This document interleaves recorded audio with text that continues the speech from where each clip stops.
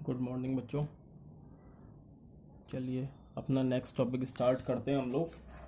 अभी last class में हम लोगों ने ओम्स लॉ देखी थी और उसका वीआई ग्राफ देखा था कि क्या हमें वीआई ग्राफ देता है। तो हम लोगों ने लास्ट टाइम जो ओम्स लॉ देखी थी उसमें हम लोगों को क्या मिला था, इलेक्ट्रिकल रेजिस्टेंस। क्या था इलेक्ट्रिकल रेजिस्टेंस आपका? The opposition offered to the flow of current by a conductor is known as electrical resistance. Unit क्या थी उसकी? ओम थी। सिंबल उसका आर था। ये हम लोगों ने कल के लेक्चर में देखा था। उसके बाद हमने सर्किट डायग्राम देखा था ओम्स लॉ का और वीआई ग्राफ देखा था, और हम लोगों ने ये फाइंड भी करा था कि जो स्लोप होगा वीआई ग्राफ का वो मुझे रेजिस्टेंस देता है, और आईवी ग्राफ का स्लोप मुझे 1/r की वैल्यू देता है। अब आज जो हम लोग देखने वाले हैं वो है मेरा कि इलेक्ट्रिकल रेजिस्टेंस मेरा किस फैक्टर पे डिपेंड करता है। इलेक्ट्रिकल रेजिस्टेंस या रेजिस्टेंस सिंपली बोलूं, मेरा किस फैक्टर पे डिपेंड करेगा। मतलब ओम्स लॉ से जो हम लोगों को प्रॉपर्टी मिली थी रेजिस्टेंस, अब हम ये देखने वाले हैं कि वो किस किस फैक्टर पे डिपेंड करेगा। तो इसके 4 फैक्टर होते हैं। इलेक्ट्रिकल रेजिस्टेंस 4 फैक्टर्स पर डिपेंड करता है, जिसमें आपका सबसे पहले आता है लेंथ ऑफ कंडक्टर, फिर आता है area of cross section of conductor या थिकनेस ऑफ कंडक्टर, तीसरा आता है नेचर ऑफ मटेरियल, आपका मटेरियल किस नेचर का है या कौन सा आपका मटेरियल है, सिल्वर है, कॉपर है, गोल्ड है, या टेम्परेचर ऑफ कंडक्टर। 4 फैक्टर हैं जिस पर आपका रेजिस्टेंस डिपेंड करेगा। First one is length of conductor, second one is area of cross section of conductor, third one nature of material, and fourth one is temperature of conductor। One by one हम इसको देखेंगे चारों factors को, और ये देखेंगे कि resistance मेरा किस तरीके से इनके साथ वेरी करेगा। तो इसी में आगे चलते हुए मेरा पहला पॉइंट आता है लेंथ ऑफ कंडक्टर का। लेंथ ऑफ कंडक्टर कि मेरे लेंथ पे कितना किस तरीके से वेरी करेगा रेजिस्टेंस। तो इसके लिए हम एक एग्जांपल लेते हैं कि मानो मैंने एक कंडक्टर लिया जिसकी लेंथ है L1, जिसकी लेंथ है L1। और इन फैक्टर्स को पढ़ने से पहले तुम लोगों के दिमाग में एक बात जरूर होनी चाहिए कि अगर मेरा रेजिस्टेंस ज़्यादा है तो इसका मतलब करंट कम फ्लो होगा, क्योंकि रेजिस्टेंस क्या है? Opposition offered to the flow of current. ठीक है, तो रेजिस्टेंस अगर मेरा ज़्यादा है तो करंट कम होगा, और अगर मेरा रेजिस्टेंस कम है तो करंट ज़्यादा होगा, क्योंकि ये क्या थे? इन्वर्सली प्रोपोर्शनल थे। ये हमने कल के लास्ट लेक्चर में देखा था। Now we considered 2 conductors having same material. यहाँ पे हम लोग 2 कंडक्टर कंसिडर करेंगे, दोनों का मटेरियल सेम है और एरिया ऑफ क्रॉस सेक्शन भी सेम है। और हम लोग चेंज क्या रख रहे हैं इसमें? चेंज हम रख रहे हैं इसकी length. So we consider two conductor of same material having same cross section area but have different length, and you can easily see that L2 is greater than L1 here. L2 is greater than L1. Okay. अब देखो इसमें क्या है, जो resistance होगा वो इस material का ही होगा। ये जो कंडक्टर है किसी मटेरियल से बना होगा, और जो रेजिस्टेंस होगा वो उस मटेरियल का ही होगा। अब अगर मेरा इलेक्ट्रॉन इसमें फ्लो कर रहा है L1 वाले में, ठीक है, और L2 वाले में भी फ्लो कर रहा है, तो इसमें ज़्यादा रेजिस्टेंस ऑफर करवा पाऊंगा या इसमें ज़्यादा रेजिस्टेंस ऑफर करवा पाऊंगा? थोड़ा फील करने की कोशिश करो कि इसमें रेजिस्टेंस ज़्यादा फ्लो होगा, इसमें रेजिस्टेंस ज़्यादा ऑफर होगा, या इस L2 में ज़्यादा ऑफर होगा। आप लोग सिंपली इसको फील कर सकते हो कि आपका L2 बड़ा है, ठीक है, और L1 छोटा है। ऐसे मान लो कि मेरे पास दो रास्ते हैं, एक इतना बड़ा एक इतना बड़ा, और दोनों रास्तों पर कांटे निकले हुए हैं,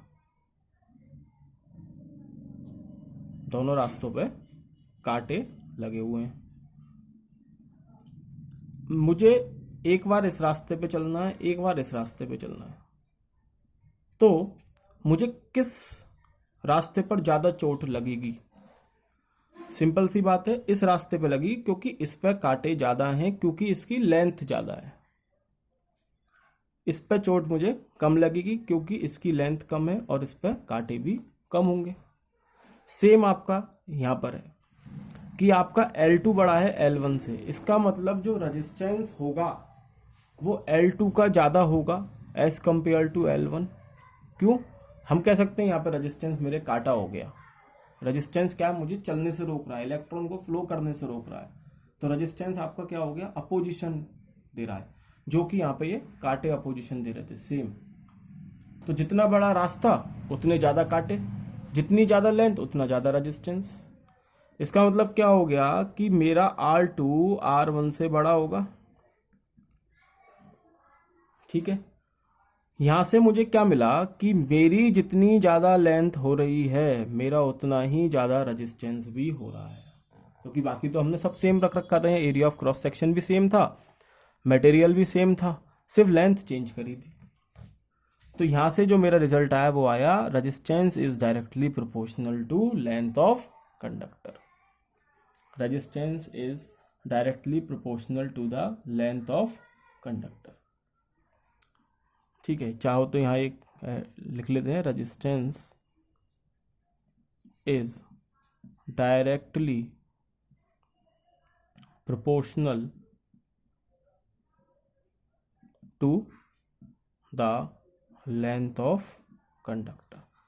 जितनी ज़्यादा लेंथ उतना ज़्यादा रेजिस्टेंस, जितना बड़ा रास्ता उतने ज़्यादा काटे। तो रेजिस्टेंस आपका डायरेक्टली प्रोपोर्शनल हो गया लेंथ ऑफ कंडक्टर। ये हो गया हमारा पहली इक्वेशन। दूसरा क्या है आपका? Factor area of cross section. Area of cross section देखो, एरिया ऑफ क्रॉस सेक्शन देखने से पहले आप लोगों को मालूम होना चाहिए कि एरिया ऑफ क्रॉस सेक्शन होता क्या है।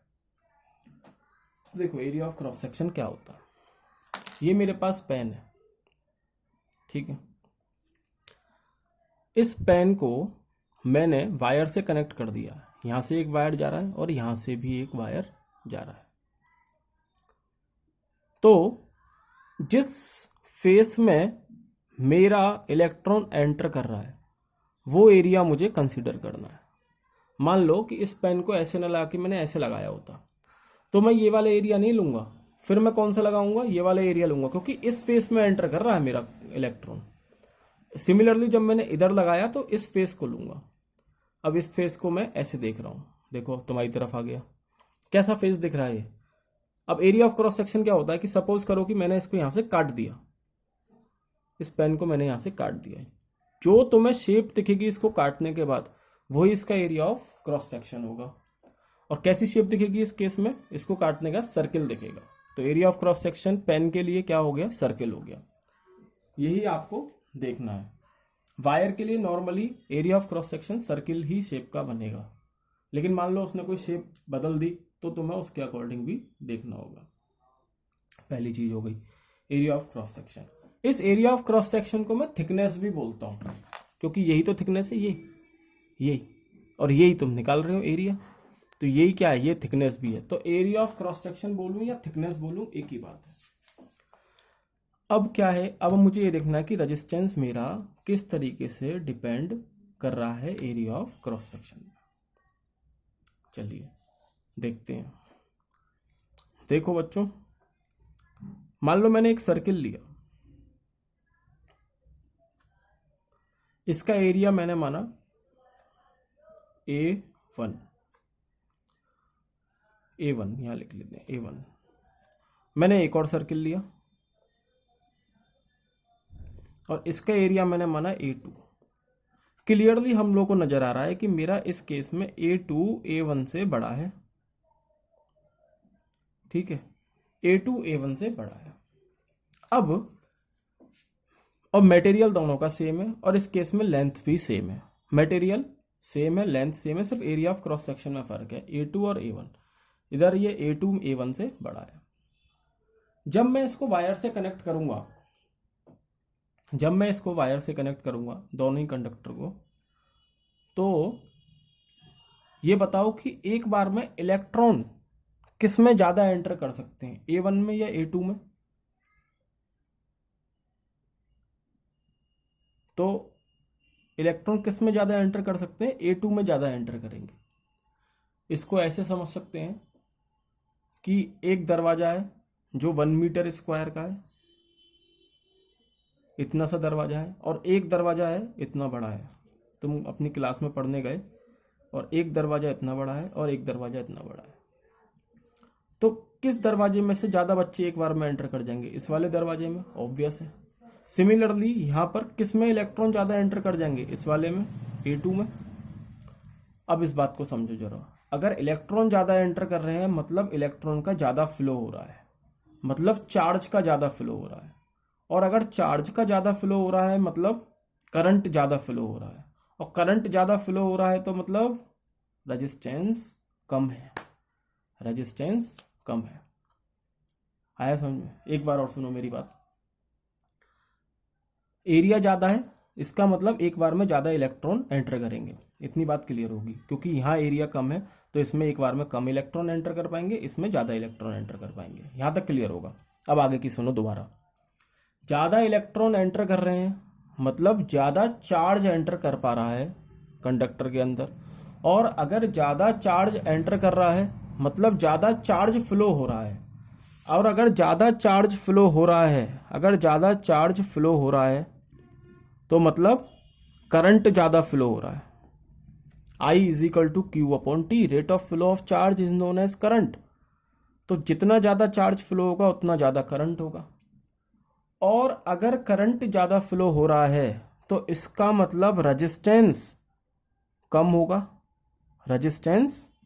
होगा, क्योंकि I is inversely proportional to R। Resistance क्या है? Opposition offered to the flow of current. अब जब करंट ज्यादा फ्लो हो रहा है इसका मतलब रेजिस्टेंस कम होगा। अब यहां देखो, ज्यादा एरिया कम रेजिस्टेंस।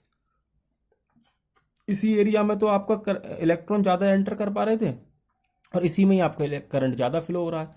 इसका मतलब इसके कंपेयर में इसका रेजिस्टेंस कम होगा। इसका मतलब R2 is less than R1। अब यहां से क्या कंक्लूजन मिला? ज्यादा एरिया कम रेजिस्टेंस, कम एरिया ज्यादा रेजिस्टेंस। ये कैसा रिलेशन होगा? ये इनवर्सली प्रोपोर्शनल हो गया। मतलब resistance is inversely proportional to area of cross section, या हम उसे बोल सकते हैं थिकनेस ऑफ कंडक्टर। ठीक है, तो लेंथ ऑफ कंडक्टर के जो आपका रेजिस्टेंस होता है वो डायरेक्टली प्रोपोर्शनल होगा, एरिया ऑफ क्रॉस सेक्शन के रेजिस्टेंस आपका इनवर्सली प्रोपोर्शनल होगा। ठीक है बच्चों, आगे हम लोगों का जो तीसरा आता है वो है इफेक्ट ऑफ टेम्परेचर। तो देखो, जितने भी मेरे प्योर मेटल होते हैं, ऑल प्योर मेटल्स, ठीक है, इनका जो रेजिस्टेंस होता है, वो इंक्रीज करता है टेम्परेचर के साथ, increases with temperature,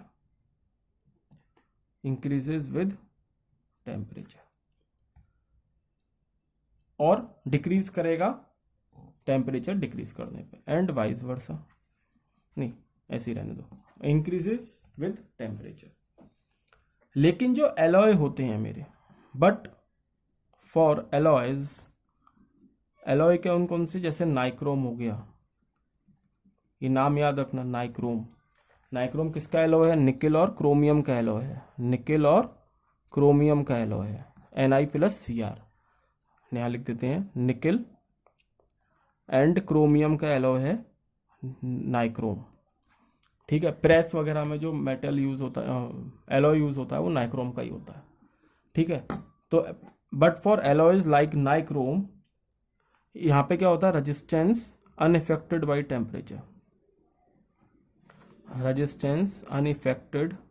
by temperature, temperature. लेकिन देखो एक बात और है, कल जब हमने ओम्स लॉ पढ़ी थी ना, तो उसमें पहली कंडीशन ये थी कि all the physical conditions remaining same. क्योंकि हमने फिजिकल कंडीशंस सेम रख दी थी, टेम्परेचर मतलब हमारा सेम रह रहा है, तो हमने पहले डिफाइन कर दिया कि अगर मेरी सारी फिजिकल कंडीशन सेम है तो मेरा रेजिस्टेंस मेरा करंट डायरेक्टली प्रोपोर्शनल होगा पोटेंशियल डिफरेंस के। तो यहाँ पे हम आपको इफेक्ट ऑफ टेम्परेचर अभी जब हम सारी इक्वेशन कंबाइन करेंगे तो वहां देखने को नहीं मिलेगा, लेकिन तुम इसको याद रखना कि रेजिस्टेंस जो है मेटल का वो इंक्रीज करता है टेम्परेचर के साथ, लेकिन एलॉय का जो रेजिस्टेंस है वो अनइफेक्टेड रहता है टेम्परेचर के साथ। और जो नाइक्रोम है वो निकेल और क्रोमियम का एलॉय है, और ये किस में यूज होता है, आयरन प्रेस वगैरह में यूज होता है। लास्ट पॉइंट, तो अभी तक हमने 3 पॉइंट देखे। Length of conductor directly proportional होती है रेजिस्टेंस के, रेजिस्टेंस इनवर्सली प्रोपोर्शनल होता है एरिया ऑफ क्रॉस सेक्शन के, और टेम्परेचर के लिए हमने ये देखा था कि जो मेटल का जो रेजिस्टेंस है वो टेम्परेचर के साथ बढ़ता है और घटता भी है। टेम्परेचर अगर घटेगा तो रेजिस्टेंस घटेगा भी मेटल का, लेकिन एलॉय का जो रेजिस्टेंस है वो कांस्टेंट रहेगा। लास्ट है आपका नेचर ऑफ मटेरियल। तो मान लो कि मैंने कॉपर का एक मेटल ले लिया, कॉपर वायर ले लिया और नाइक्रोम वायर लिया। ये एक्सपेरिमेंटली देखा गया है कि जब मैंने नाइक्रोम का वायर लिया और कॉपर का वायर लिया, दोनों सिमिलर वायर हैं, दोनों की लेंथ सेम, दोनों का area same, area of cross section same, या कहो डायमीटर सेम, मतलब लेंथ और एरिया ऑफ क्रॉस सेक्शन दोनों के सेम है। हमने मान लिया L A L A, suppose कि लेंथ दोनों की क्या है, एल कॉमा ए और एल कॉमा ए, लेंथ और एरिया ऑफ क्रॉस सेक्शन। तो हमने ये पाया कि जो रेजिस्टेंस है ना नाइक्रोम का, क्या मिला हमें, फाइंडिंग्स क्या मिली इसकी, फाइंडिंग्स हमें ये मिली कि जो रेजिस्टेंस है, resistance of nichrome wire is 60 times more than that of a copper। Copper से 60 टाइम्स ज्यादा रेजिस्टेंस रहा नाइक्रोम वायर का। ऐसा क्यों हुआ भाई, लेंथ दोनों की सेम है, area of cross section same है, टेम्परेचर सेम रख रहे हैं, तो ऐसा क्यों हो रहा है कि इसका रेजिस्टेंस इससे 60 टाइम्स ज्यादा आ रहा है। तो यहां पे हमने एक चौथा पॉइंट निकाला, नेचर ऑफ मटेरियल, कि मटेरियल के नेचर पे भी आपका रेजिस्टेंस डिपेंड करेगा कि आपका जो वायर है या कोई भी मटेरियल है वो किस चीज का है। तो ये हमारा डिपेंड करेगा मटेरियल पे, उसका नेचर क्या है। ठीक है, इसको अभी और डिस्कस करेंगे अभी आगे। देखो रजिस्टिविटी देखते हैं। देखो बच्चों, अभी तक हमने क्या देखा था, रेजिस्टेंस जो है वो डायरेक्टली प्रोपोर्शनल है लेंथ के, और रेजिस्टेंस जो है वो इनवर्सली प्रोपोर्शनल है एरिया ऑफ क्रॉस सेक्शन के। ये इक्वेशन 1 हो गई, ये इक्वेशन 2 हो गई। ठीक है, अब अगर मैं इन दोनों इक्वेशन को कंबाइन कर दूं, on combining equation 1 and equation 2, तो हमें क्या मिलेगा, we get R is proportional to L upon A। R is proportional to L upon A। और ये बात मैंने तुम्हें कल भी बताई थी कि जब प्रोपोर्शनलिटी का साइन हटता है तो एक कांस्टेंट इंट्रोड्यूस होता है, एक कांस्टेंट इंट्रोड्यूस होता है। तो जब मैं यहां से एक प्रोपोर्शनलिटी का साइन हटाऊंगा, मतलब इक्वल टू का साइन लगाऊंगा इस प्रोपोर्शनलिटी के साइन को हटा के, तो यहाँ एक कांस्टेंट आएगा, वो आता है रो, और ये L अपॉन ए ऐसे। ये फॉर्मूला बच्चों याद रखना है, बहुत काम आएगा, न्यूमेरिकल आते हैं इस पे, कॉम्पिटिटिव एग्जाम्स में भी आते हैं, तो आपको ये फॉर्मूला याद रखना पड़ेगा। R is equal to rho L upon A, R is equal to rho L upon A. अब यहाँ रो क्या है, तो where rho is a constant which is known as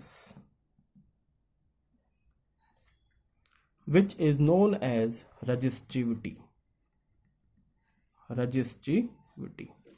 यही है आपकी रेजिस्टिविटी। या इसको मैं बोलता हूं और specific resistance, specific resistance, resistivity या स्पेसिफिक रेजिस्टेंस। ठीक है, इस रो को हम बोलते हैं रजिस्टिविटी या स्पेसिफिक रेजिस्टेंस। अब यहां एक बात ध्यान देने वाली है कि ये रजिस्टिविटी है क्या। अब देखो ये क्या है, ये बच्चों वही है जो अभी आप लोग पढ़ रहे थे, नेचर ऑफ मटेरियल। मतलब ये रजिस्टिविटी है आपकी प्रॉपर्टी ऑफ मटेरियल, ये डिपेंड करेगी आपके मटेरियल पे। इसकी वैल्यू होती है फिक्स। कॉपर के लिए अलग होगी, मरकरी के लिए अलग होगी, सिल्वर के लिए अलग होगी, गोल्ड के लिए अलग होगी। समझ में आया? ये है आपकी रजिस्टिविटी, रजिस्टिविटी। ठीक है, तो मैं यहां लिखता हूं, इसको नोट डाल के लिखो,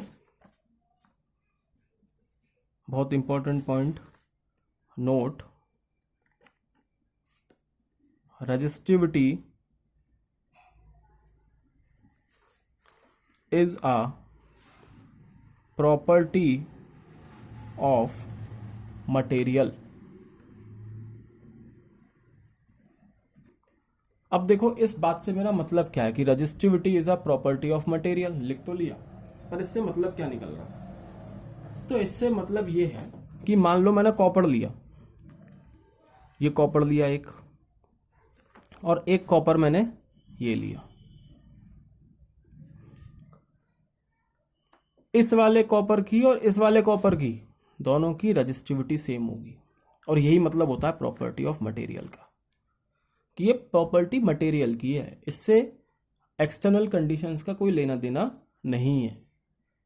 लेंथ कितनी है, एरिया ऑफ क्रॉस सेक्शन कितना है, कोई मतलब नहीं है। जो इस कॉपर की होगी वही इस कॉपर की भी रजिस्टिविटी होगी।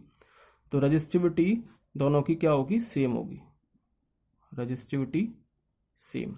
यही मतलब होता है प्रॉपर्टी ऑफ मटेरियल का। ये जो अभी आप लोग पढ़ रहे थे ना, resistance is depend on nature of material, यही तो नेचर ऑफ मटेरियल है। क्या फॉर्मूला निकला, R is equal to rho L upon A. Rho आया कहां से, लेंथ पे डिपेंड कर रहा है, हमने देख लिया। एरिया ऑफ क्रॉस सेक्शन पे इनवर्सली प्रोपोर्शनली डिपेंड करता है, ये भी हमने देख लिया। तो ये क्या है, रो क्या है, रो ही है आपकी property of material, nature of material. आप क्या मटेरियल ले रहे हो उसके अकॉर्डिंग आपका रो वेरी करेगा। ठीक है, यूनिट क्या होगी इस रो की, तो इस रो की यूनिट देखो, यूनिट निकालना सीख लो। R is equal to rho L upon A है। ठीक है, तो यहां से रो का क्या फॉर्मूला आ गया रजिस्टिविटी का, RA अपॉन एल। अब ध्यान से सुनो कैसे निकलेगी यूनिट। ओम यूनिट होती है किसकी, रेजिस्टेंस की। एरिया की unit metre square, upon length की यूनिट मीटर। 1 मीटर से 1 मीटर कट गया तो यूनिट क्या आ गई, ओम मीटर। तो चाहो तो याद कर लेना, चाहो तो निकालना सीख लो, आगे तक काम आएगा। ऐसा यूनिट जो होती है रजिस्टिविटी की वो होती है ओम मीटर, ओम मीटर। ये आपकी रजिस्टिविटी की यूनिट होगी। ठीक है, तो मैं यहां पे एक पॉइंट और लिख सकता हूं कि resistivity does not depend on length और thickness of conductor। देखो कभी कभी क्वेश्चन आ जाता है कि हमने एक मटेरियल लिया, उसको आधा कर दिया या उसके 4 टुकड़े कर दिए, बताओ उसकी रजिस्टिविटी क्या होगी। तो उसकी रजिस्टिविटी पे कोई फर्क नहीं पड़ेगा, रजिस्टिविटी उसकी सेम रहेगी। Resistivity does not depend on length और thickness of conductor, it only depends on the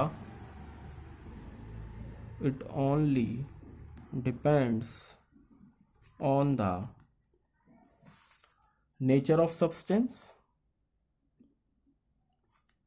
substance और टेम्परेचर, कि आप किस टेम्परेचर पे मेजर कर रहे हो, एंड टेम्परेचर। देखो बुक वगैरह में आपको टेबल मिलेगी रजिस्टिविटी की, याद करने की बिल्कुल भी जरूरत नहीं है, कतई भी जरूरत नहीं है याद करने की। सिर्फ तुम ये देख लेना कि टॉप पे उसमें क्या आ रहा है। टॉप पे आपको सिल्वर मिलेगा, क्योंकि सिल्वर आपका क्या होता है, बेस्ट कंडक्टर होता है इलेक्ट्रिसिटी का, तो उसकी रजिस्टिविटी क्या होगी, कम होगी। ठीक है, रजिस्टिविटी उसकी सबसे कम होती है सिल्वर की। इंसुलेटर्स जो होते हैं उनकी रजिस्टिविटी आपको ज़्यादा मिलेगी। ठीक है बच्चों, तो आज की क्लास में इतना ही है। आज हम लोगों ने क्या देखा कि आपका रेजिस्टेंस किस किस फैक्टर पर डिपेंड करता है, और हमने 4 फैक्टर देखे थे: length of conductor, nature of material, area of cross section and temperature.